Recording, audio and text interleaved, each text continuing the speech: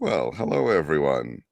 I hope not to hear an echo, and I'm not good because the music sounded a little wild, but now everything's fine. Everything is great. You are listening and watching Rashkin Report Perspectives, or Rashkin Report in English. As used to be called, I changed it to Perspectives. I think that actually suits it better, almost like I'm inspired by Portnikov's Argumente, because what the hell? And of course, I'm thrilled to be joined every week. Jonathan Fink of Silicon Curtain and I just sitting here discussing what's going on, sometimes with guests, sometimes without.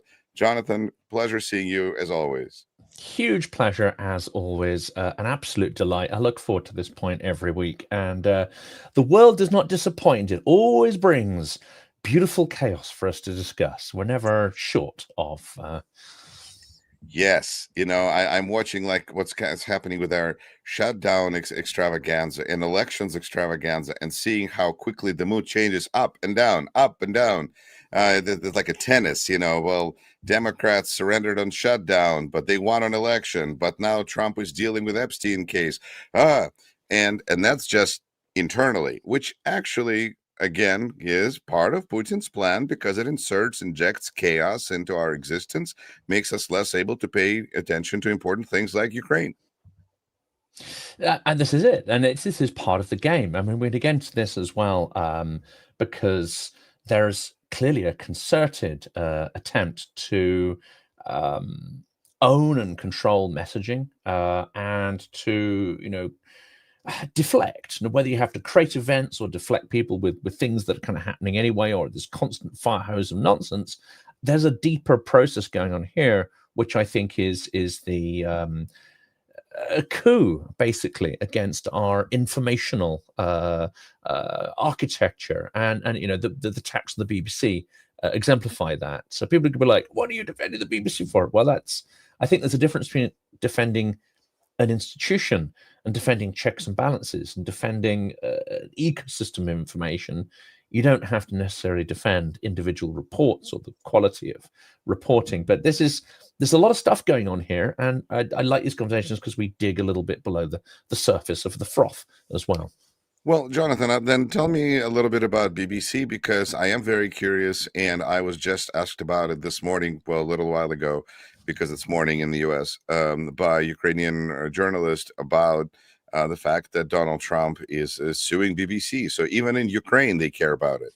And what do I know? I know that our president sues media resources, gets a little money, and moves on.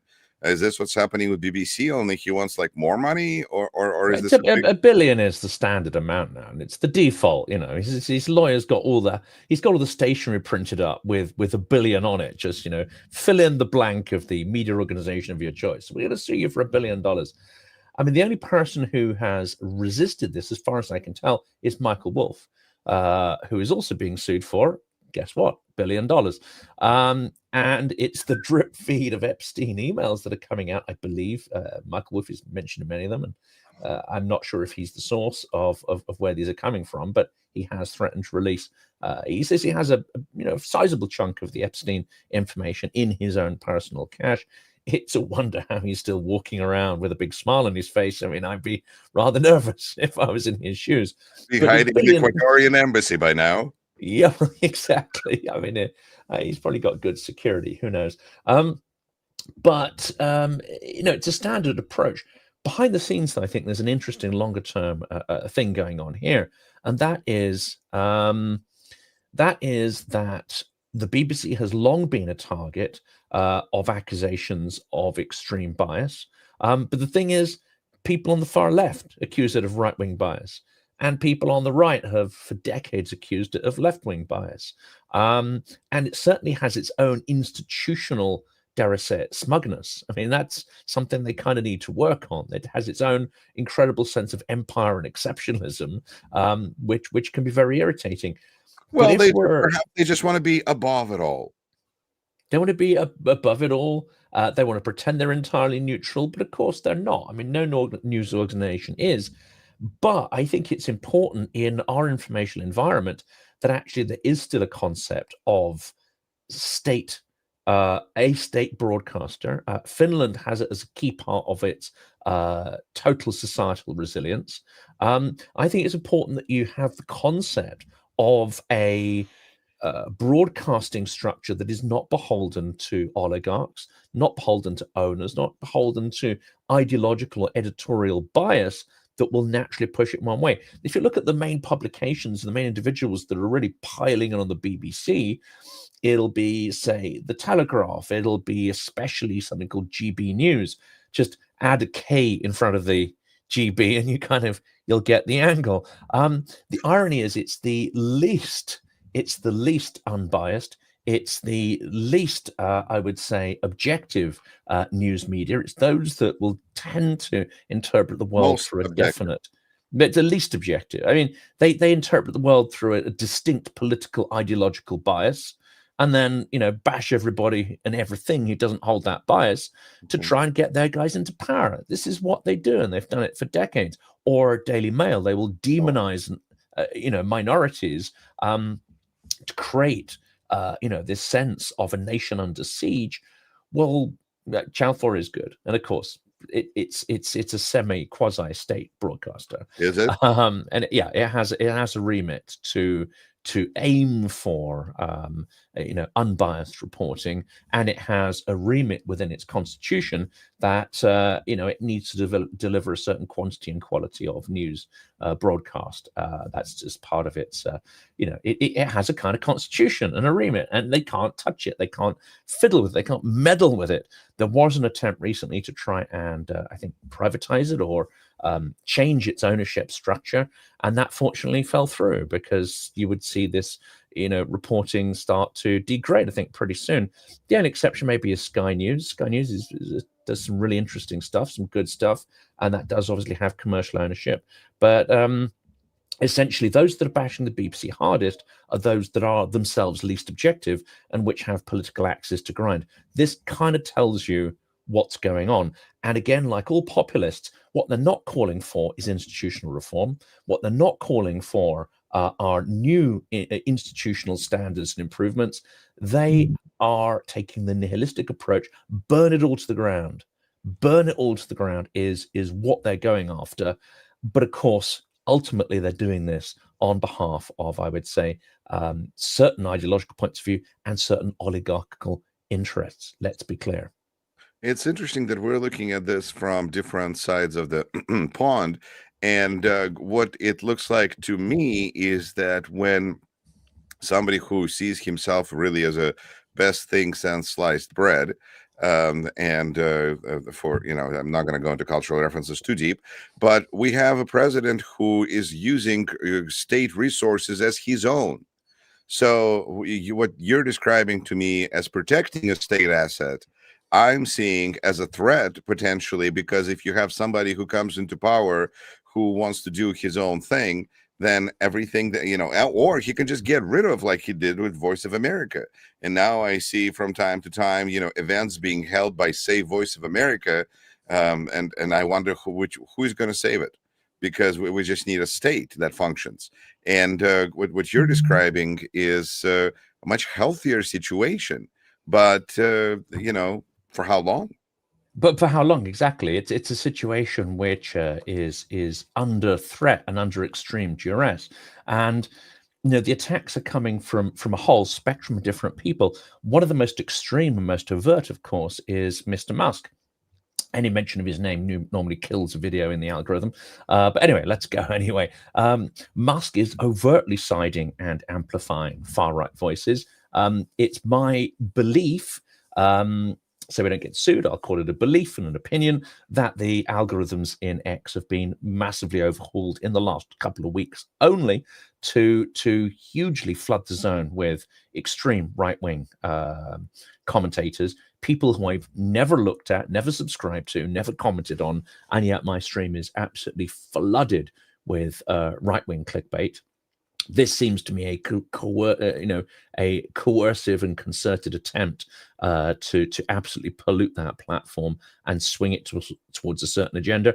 And it's from Musk that you see one attack of the BBC on one hand, but also endorsement of AFD and Farage to an extent, and extremism of every type, including Tommy Robinson, Andrew Tate, and some extremely unsavory characters. So it seems to me that there's a pattern of behavior here, and that is to degrade and destroy trust in institutions. Using the sort of left-right political dynamic and othering of minorities, immigrants, etc., etc. But there's an ultimate purpose in this, is because once the institutions are either eroded and gone, or trust is reduced in them, or you've undermined their business models so they no longer sort of can function at the same level, it means that your informational media can fill that void, can fill that vacuum, and politically you do not have checks and balances that are there. There aren't these guardrails and limitations on your power. So I see the approach here as a fundamental attack on the checks and balances of the democratic system. It's no more, no less than that. But it will be disguised up as all sorts of other stuff. And I've railed against the BBC and the poor quality coverage during Ukraine. I've railed against the BBC and the huge bias that they've shown in overexposing Nigel Farage. There's many people. He himself, he comes on the BBC and goes like, "No one. Oh, I'm cancelled. No one can see what I have to say."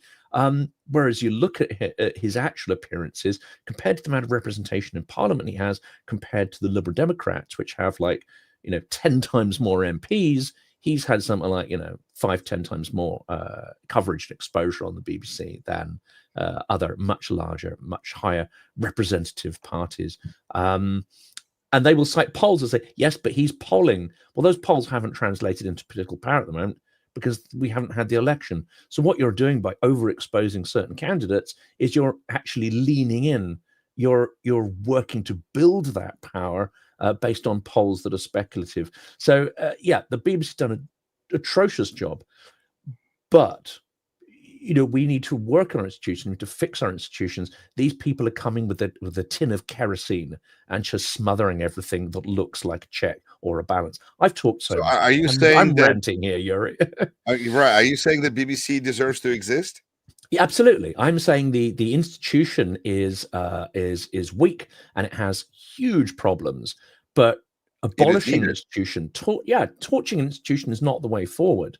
Revolution is never a good idea, especially if the revolutionaries are more of the character of arsonists and nihilists and are not coming with solutions to replace the thing they've destroyed, which they're not. They're not bringing solutions. They're bringing bias and sectional and commercial interests, and they just want anyone who opposes their voices out of the way. So free, and they use the idea of free speech to do it, whereas what they represent is paid speech and owned speech, and they want to shut down free speech. Is what I'm getting from all of this. Right. And that's what I'm trying to understand, I guess, to summarize this too, because what you're describing is more of a big picture strategic vision, which I don't think Trump has. Other than, I want to be in charge, I want to be rich, and I want to be recognized, and I want vengeance. But what is he trying to accomplish? So this is more of a not just, but it comes down to like chilling effect, because people are going to be afraid to say things about Trump because he might sue you, and of course, I think it's a certain different kind of brutality to post unedited Trump, but maybe that's what has to be done. He'll have a spectrum of outcomes. His maximalist outcome will absolutely be, I want $1 billion from the BBC.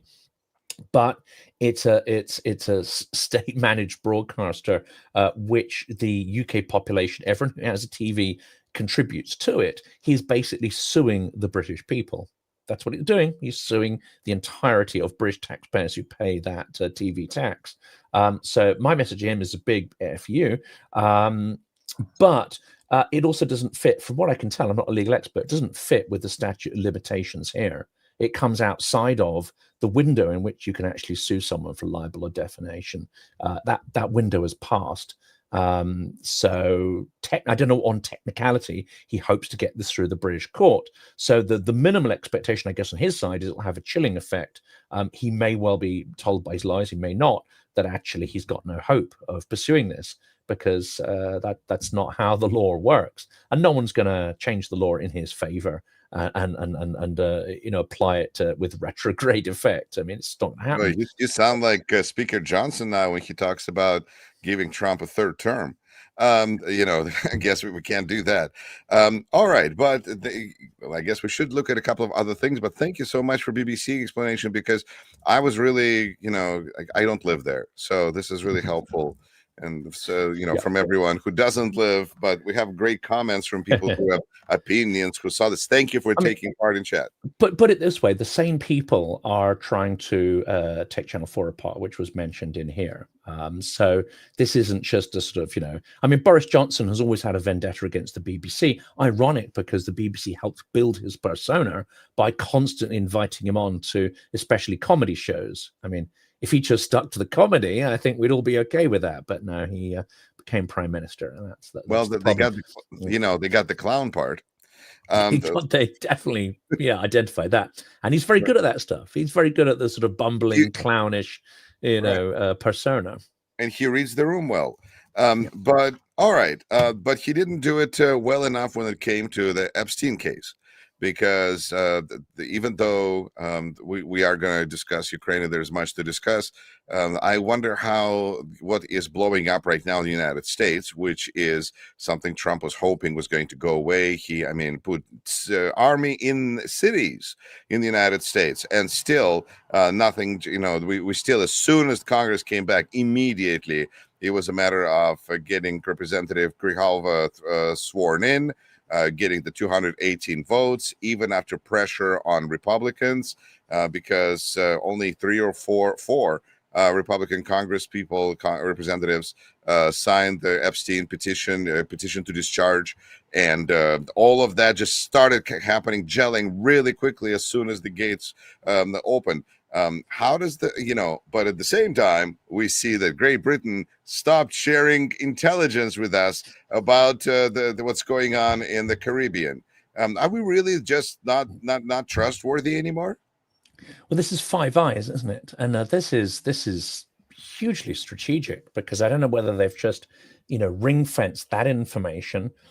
And you have to ask, why would they do it? Well, because they see what's happening there as being extrajudicial killings, which I think one can fairly describe it as such. Will Maduro outlast Trump?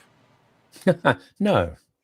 Okay. No. I mean, this is a very, very convenient get out of jail free card here. And I think actually the more Epstein ramps up, the more likely it is that we'll see the conversation turned back onto Venezuela, Greenland even. My last conversation today was with Anders Puck Nielsen, which people will see later. And of course, the new US ambassador to Denmark has just been appointed. And what's at the top of their to-do list? Steal Greenland. Yeah. So, but these aren't necessarily, there's maybe some geopolitical foundations to these ideas, and some of these ideas have been knocking around for a long time. But the executional decision, when and how they go in and execute on these plans, I think is going to be very much driven by domestic political expediency. So as Epstein ramps up, what are we going to see in terms of the big distraction? That's what we've got to look out for. And my mind is on Venezuela, because they've already got a fleet. Sorry, you're muted, Yuri. There was a great comedian on Daily Show who pointed out that Trump can distract effectively attention from the Epstein case by ending the war in Gaza and in Ukraine. Well, he's like halfway there. But what do you think about... that's being generous to Gaza problem. I don't see Gaza being solved. And now, Tony Blair, who is, compounding, let's say, the sort of the shame of some of his previous political decisions, is compounding that with his collaboration with Trump on rebuilding Gaza at gunpoint. This is an absurd piece of imperial attitude that you can use the military to rebuild a territory like Gaza, which you've been complicit in helping to erase. So no, I mean, there's no solutions here. But what I think we need to look out for is the distraction. What is going to take the pressure off him domestically? What is going to allow him to suspend the upcoming midterm elections? What is going to allow him a get out of jail free card for Epstein and the stuff that's sort of blowing up now? Because it's not a given. Just like everyone thought Mueller was going to be the solution, and then that all just whizzes past and he blows through yet another barrier, another red line that we thought was uncrossable. The trouble is we're coming to all of this with a rational way of thinking, and post-rational populists do not think and act in the same way. They're prepared to go way beyond we can even imagine. I mean, if I'd said to people 6 months ago that he's going to tear down a third of the White House, just literally, there'll be bulldozers in and he'll tear it down and he'll literally take a massive dump on the heritage and the concerns and feelings and freedoms of at least half of Americans. People would have said, yeah, he'll never get away with that. Well, I'm afraid we do not understand the situation we're in. He could easily get away with the whole Epstein thing, irrespective of what comes out. And one of the ways he'll do it is by contriving a huge scandal that will flood the zone. Here's what I'm watching, is what is Trump's base going to do? We already know that according to polls, he polls twice as bad on this issue as anything else. He's bad on everything. He's terrible on his handling of Epstein case. And that means that there's some Republicans that are questioning his handling of Epstein case. So I think that what I'm watching for is his poll numbers to see what that's going to do, because I do agree with Chuck Schumer that when Trump's numbers start to decline, we're going to see more resistance from Republicans who right now just feel bulldozed. And I'm paraphrasing. But, to go back to the East Wing, which I think is really important because it really hurts. It's, to me, highlights how Trump makes decisions, because he seems to have 3 stages. First, he issues a press release. Then he announces a date. And then we see if he actually does anything. And it's like 3 separate things. But when he actually wants to do something like to tear down East Wing, there is no press release. Then he just does it. It's interesting. And I don't think, again, I think I talked to Marcy Shore yesterday about this, who's Timothy Schneider's wife and a very successful academic, and of course, an expert on Ukraine and stuff. And we were discussing that we're missing the point if we think that he just tore it down because he could, or because he didn't see any intrinsic value in it. There's something a lot more going on here, and it is a form of ritual humiliation. It's a form of sadism. He absolutely knew what value that had to many, many people. And tearing it down is a way of saying, not only I can, because there's no guardrails and no one's going to stop me, but I'm going to do it because, like the AI video of him dropping, gallons of feces on people's heads wearing a crown, I'm going to do it because part of my power, part of my impunity, is to actually indulge in this ritual, sadistic humiliation of my opponents. And it's a way I don't know. I feel like it's honestly just part of his diagnosis. Just that, it comes out this way, but his just desire to do whatever he wants in a performative, demonstrative way. Performative sadism, she called it. Yes, right. Well, that's great. I will say that I'm looking forward to seeing Timothy Snyder with Rachel Maddow in Chicago, and they're going to be coming through. Super cool. That'd be good. That should be very exciting, and I'm looking forward to having Lev Parnas back on Rashkin Report shortly. And that will be a very interesting take on all of this mess as well. But he's been on before then, has he? He's quite a character as Lev.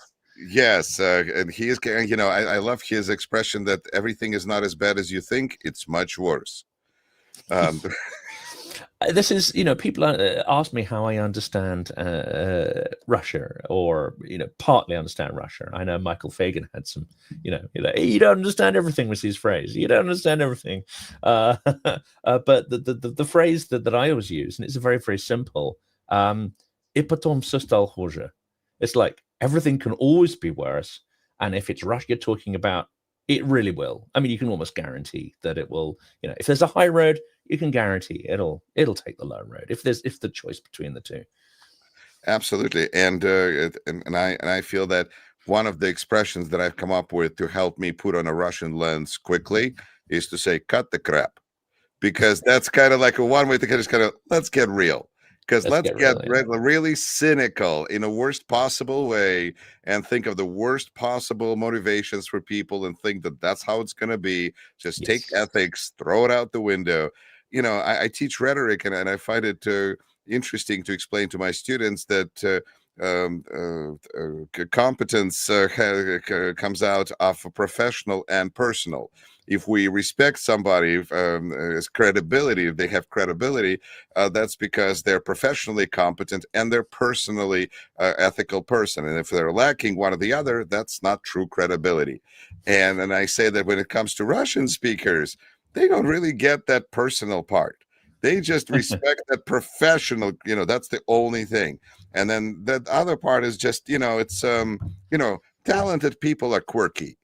And then you just excuse behavior by anybody. So I think that there's different ways of trying to kind of be able to look at, because it is a problem, because we speaking English are fundamentally acting more polite to each other than people who speak Russian. And I think that it's just we need to constantly find ways and people who can help us translate that danger, because it's hard to imagine. It's like David Fromm, who I don't know personally, would like to interview him someday. But he's speaking about how he speaks to Canadians about the threat, and they kind of go, "Well, what's the plan? What's the logic there?" And and what can we do better? And he's like, "No, that's the way Trump is." So it's kind of like that's just the way Russia is. So versus any specific, a plan, vision. It seems like people in charge are not very bright, but there's no consequences for making mistakes. And so they just do whatever they feel like. And if it doesn't work, they throw more people or more money at the problem. I will take some issue with there are no consequences. There are consequences often if you get something right. So I think this is a key to understanding it. In a kind of highly punitive hierarchy, and there's this phrase sort of починить, show deference. Show deference to the guy above you. Yeah. Right. Show deference to the guy above you, dump on the person below you. And when you get to rise up that chain, you behave in the same way. If you're in that chain and you question authority, even if you're right, you are likely to be punished far more harshly if you go outside of that chain of command, show that you're innovative, show that you have leadership and actually implement on something. Let's say you're in a particular situation, you're like, okay, this is my order and it's going to get me and everybody killed, or this is the thing that actually we should do based on the information I've got. You're going to be punished far more harshly if you're that kind of person in this hierarchy than if you follow the orders and by some miracle survive but get everyone in your unit killed. You're not going to be punished for that, but you will be punished for being innovative and showing any kind of agency. So this is absolutely, you've got to understand that as well. No good deed ever goes unpunished. But I do want to come back to the Epstein case, because there's an article story in Politico saying that Jeffrey Epstein claimed he gave Russians insight into Trump. And I feel like it might be kind of relevant to what we tend to discuss here. Yes. So newly released emails show the late convicted sex offender's extensive network of foreign contacts, whom he corresponded with about Trump's policy decisions.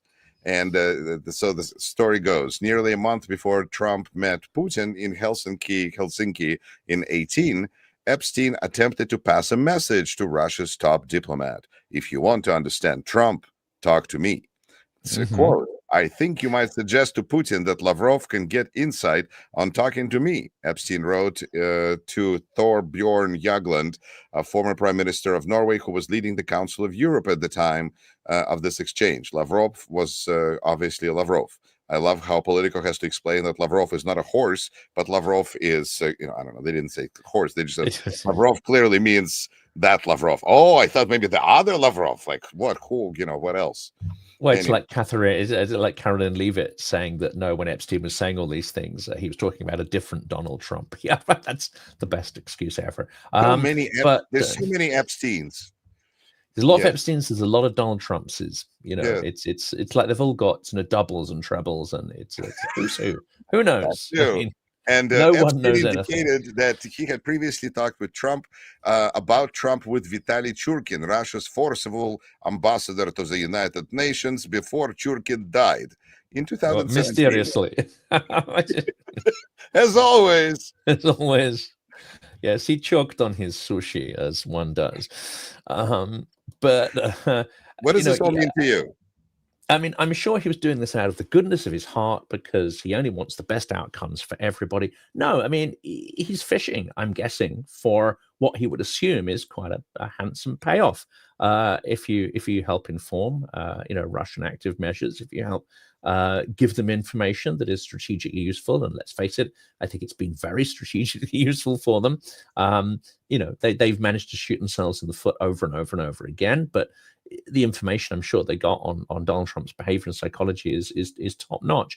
To be honest, all they had to do was watch, a few videos of Michael Wolff and, Trump's cousin, Mary Trump, and they would have got the measure of the guy anyway. I don't have to pay anybody off. It's all out there if you want to go and fish for it and look for it. It's all out there anyway. But I'm sure, he's thinking that, there'll be a quid pro quo, or that these are kind of people who can do me favors and vice versa. I don't know what those favors are. I don't know what those business interests are. There's people in the comments making some interesting allegations, which I won't repeat or put on the screen because I don't want to get sued.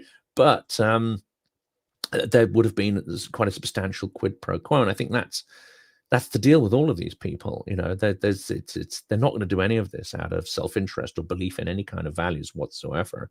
It's interesting reading about Epstein talking about Trump and his lack of any morality. I mean, when a sex trafficker / pedophile, whatever, starts talking about the morality of others, then that's got to be a bad dude, right? Yeah, I'm at the same time not trying to pay too much attention to it, but still trying to understand the players involved. It seems that Epstein was almost more calculating, and Trump is just Trump. But there was a lot of crossover in what they were doing. So do you think that this means that connections between Trump, Putin are any closer?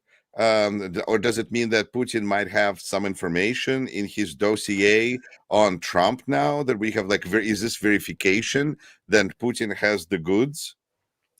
I'm not so sure that it comes down to compromat, because people who latch on to compromat suggest that Trump is only acting because there's compromat, and I absolutely don't think that's true. It also assumes that somehow if that compromat came to life, this could be a magic bullet. This is Trump's kryptonite, and suddenly the world will return to normal. Well, I'm afraid from the point of Mueller failing to deliver anything, despite uncovering a lot of stuff which in normal times would be enough to. Most traditional politicians would have resigned from just a fraction of what Mueller came up with, but of course nothing came of that. So I think this is a bit of a rabbit hole, which is, maybe there is compromat, maybe it will come out, but it's certainly not a guarantee in any sense that actually this is what motivates him, or that this is what's going to take him down. So I think we have to move beyond that and look to it more as, a tussle between mafiosi, people who share the same conception of the world, and they may admire the technique of the other. Well, I don't think Putin admires Trump, but Trump certainly admires Putin and what he can, the coercive control he exercises over his people. It's the same with Xi. It's the same with the North Korean dude. He admires the level of control coercive control he has over those populations. He admires the military parades and the trappings and all this kind of stuff. But also, I think Trump perceives himself to be in that hierarchy. You know, he's one of them. One of them, you know, like in the Blade Runner. Everybody else are little people, and they're right at the top of the pyramid. The trouble here is that Putin isn't showing him the due deference or demonstrating that he's actually interested in the same things, because I don't think they are interested in the same things. And that's what I don't think Trump understands. So if he ever does align with Ukraine, and actually he has given the go-ahead for intelligence information to be given, so that various targets, internal and possibly external to Russia, can be targeted. Certain interests of Putin, let's say in sub-Saharan Africa and other places, Nigeria, they start talking about. I think Trump is just like, for him, these are all tools to get Putin's attention and to try and align Putin with his interests. Say, look, come on, you need to understand what I want, and we can work towards those same goals. And I think he's frustrated that hasn't happened. All the rest, he will never have or see Ukraine in terms of any value system, or we have to do this because democracy, because human rights, because it's the right thing. He'll never do anything because it's the right thing to do. But he might try to do things to align Putin more with his objectives, to try and get what he wants. So I think it's more useful to try and understand, what does Trump actually want? Follow the money, I think, is you boil it down into a single phrase. Right. It seems like there's three things that he is looking for, and that is revenge, second is money, and three is recognition. And somewhere between those three things is where you can find him on any time of day. But my quick take on the situation with the Epstein case and Epstein's desire to reach out to Lavrov, I agree. I think that Epstein was looking for a payday, and he was looking for, this is what he did. He blackmailed people. That seems to have been part of his trade, besides hiding money for people who were going through like divorces. So I think that this was probably very, a normal behavior for him. And if you're going to go look for mafia, or, then, that there it is. But I don't to me, this is just another egg in the basket of a strong Trump-Putin connection. And how much reason we have to suspect that Putin has a lot of goods on Trump. Now, I agree that the Trump might not look and think about compromise, only in a sense that I feel that people adjust their psychology. They don't think about the terrible things that can happen to them, but maybe they think about the beautiful things that will happen to them if everything goes well. And so it's not so much a compromise as it is the promise of business projects, which can be the same damn thing if you look at it, just two different sides of the coin. Either we bust your butt or you have a payoff. You figure it out. And carrot and stick, classic kind of carrot and stick there. But right.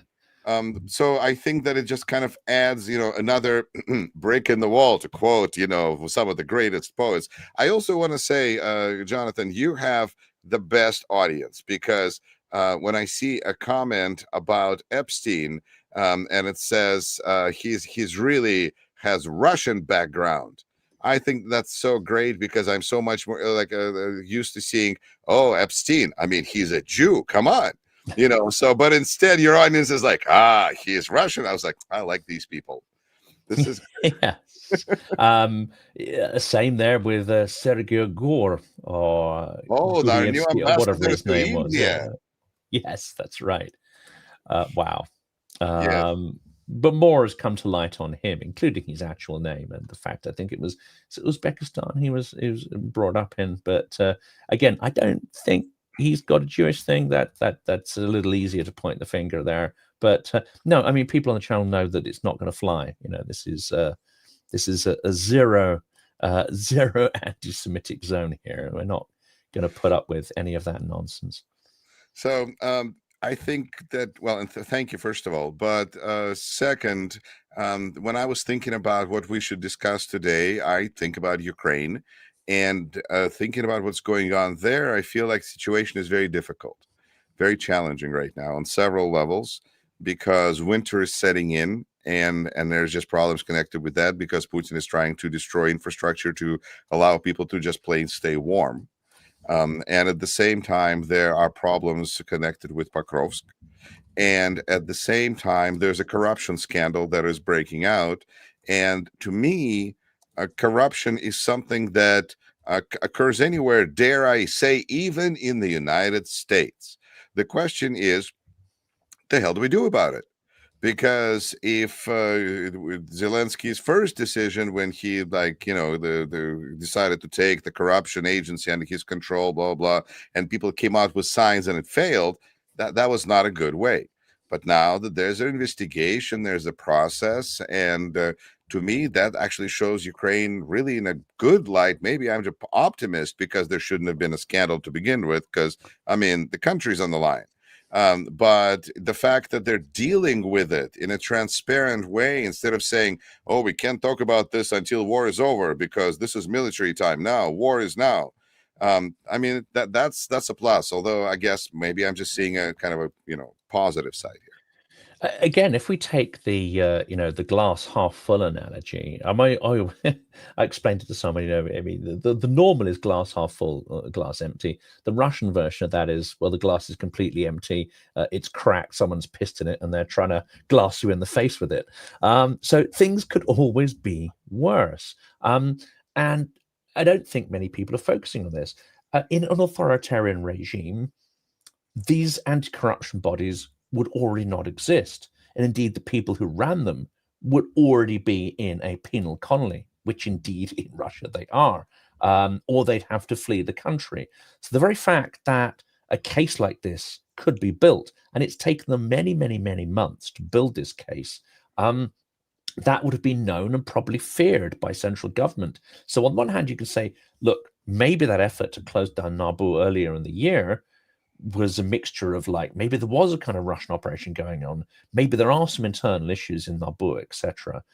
But in an authoritarian state, which Ukraine is not, you wouldn't even get to this juncture.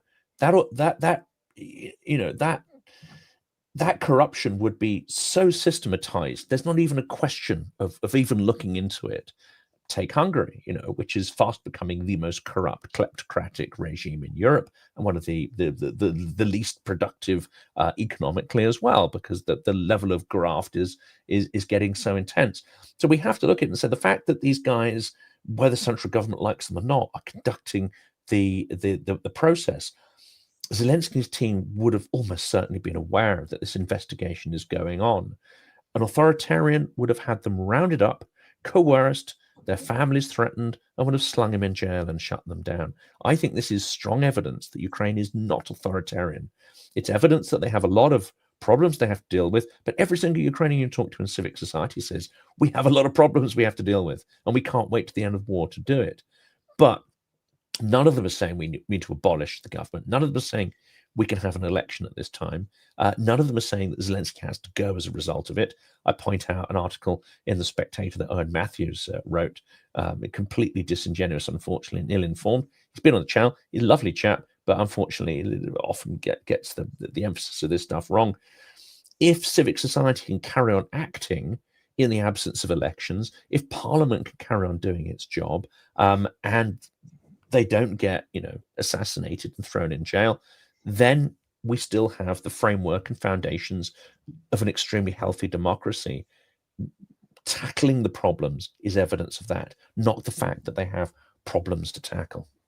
And I will be almost a devil's advocate for a second, because Russia also has regular situations where they find some corrupt official, and you go like, one, because they all are. That's like the rules. But it's one of the ways that the shrinking pie that is Russian economy is being redivided, is that somebody is named to be a loser, corrupted official, and it just solves one problem through this kind of a democratic means. It's almost like faking that you have a president when you really have like an emperor wannabe. And so I think with Ukraine, it's really, it is great that they are looking into it, but I think all we can do now is just to make sure that the process moves forward in a transparent way. And so that the process is what I have, what I feel is so important to be maintained. This is it. I think it comes back to a fundamental misunderstanding of corruption. Corruption isn't corruption in Russia. It is part of the system. It's in the software space, they say it's not a bug, it's a feature. So when I meet certain people and they say, but Ukraine, it's more corrupt than Russia. I say, no, there's a fundamental difference. Both have corruption. Historically, in the 90s, Ukrainian corruption was possibly, if it's possible, worse than Russian corruption. And that's not being particularly contentious. The difference here is that corruption is not now systemic. It is something which is, even if it's not the exception, it's something that is seen as an aberration and something that needs to be dealt with, and cannot be part of the core way of working and living moving forward. That concept doesn't even exist there in Russia because it's a kleptocratic hierarchy. It's designed so that people grift and graft and steal at every single level. That's not a crime. It's not criminal. It's only criminal if you take more than you're allotted, more than the power structure says you can farm. What did I call it? Tenured thievery is my phrase for it. It's literally where thievery is the way the system works, and you have to play the game to get onto that hierarchy. You're muted. Yes. Part of the problem is that it is so ingrained that when I was in Ukraine, the expression that I heard is, there are no unsolvable problems. And I went, that sounds like corruption to me. And, when Roman Cymbaluk and I were driving to cross the border from Ukraine into Poland, and we pulled up because there was a huge line of cars at the border crossing. And these two boys are like, we can sell you a parking spot for down the line. And we're like, I didn't even think about it, but Roma was like, we're not going to support this. Probably he is a visitor, tourist. I don't know. He's a great guy. But we decided not to pay these children to move up in line because he didn't want to support corruption. I mean, in some way, it really does start at that level because it's a way that people get compensated in the system. This is it. So how do you tackle that? Where do you even start tackling? Well, Georgia, that's a problem. Georgia is the example there. Saakashvili is a shining beacon example in that department. So I do feel at least that conversation does not need to be hopeless. There is a little bit of in that cup because especially with small territories, it seems like it is possible to battle corruption rather quickly. But I don't know how you do that in the middle of a war. The key. And it is still going on in a war. I mean, people you speak to in Ukraine will complain about this and they'll be outraged by it. But they will also say that the problem is not so much corruption now. It's not that you have to pay something to get things done in your everyday life, which is in the 90s, it was very different. To get anything done, you'd have to grease the palms. It was the same in Russia. I was there. I saw it. Every day you would have examples of it, from the what do you call it, the security guard guarding the bank, who would say, yeah, don't go and change your money in there. I can do you a much better rate. You'd come across it every single day. And if you wanted to get anything done involving administration, you would have to navigate this sort of complex, tricky territory of what do you pay, who do you pay to, how do you pay? That is no longer the standard feature of Ukraine. You don't have to do all these little bits of petty graft to make things happen. And the digitalization of a lot of government services have helped, because it helps enforce process and transparency and take it out of the hands of petty officials. So there's been huge leaps and bounds. Some might say, yeah, it's easier in small territories, but it's also easier if you start the wholesale digitization and sign up to the idea of transparency in procurement, transparency in government operations, transparency in all sorts of other stuff. That same transparency is sort of partially there, I think, in the military-industrial procurement process. But again, they're making successes there.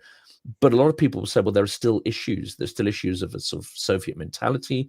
There are still issues of people not taking risks because they don't want to lose their place in the hierarchy. And, you know, risk-taking is punished if it doesn't succeed.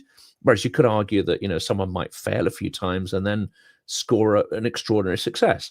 That's the difference I saw in culture in Silicon Valley, where, you know, these VCs would be like, okay, how many startups you've been involved in? Well, I've been in 3, and they're all catastrophic failures. But I learned so much. I'm like, great, cool. Let's fund your 4th. You know, maybe you'll go big with the 4th. And actually, the dynamic is that often that would happen. You know, so Ukraine has a lot of people who understand that, and in the tech field are navigating that. But it hasn't broken out into every aspect of life. And I think that, you know, we have those similar problems, I'd say, in Britain and other places too. But it's not that sort of, you know, you're not absolutely bound up in red tape and graft with everything you do. I kind of suspect, I haven't been there for a long time, but I kind of suspect there's a lot more of that everyday corruption in Russia. I think that war is going to just exacerbate those issues, and we will discuss it on our next episode of Rashkin and Fink, the Russian threat. Ladies and gentlemen, thank you for watching. Jonathan, thank you to you. I see that unlike our dog here in the United States that hasn't barked, yours has. The neighbor's dog, I have to point out there, which is a persistent irritant. The bane of podcasters' existence, the neighbor's dog. Take care, at least it's everyone. not their loud music or parties. That's a dog. At least we can, you know, that's not. Oh, dog we can handle. Yeah.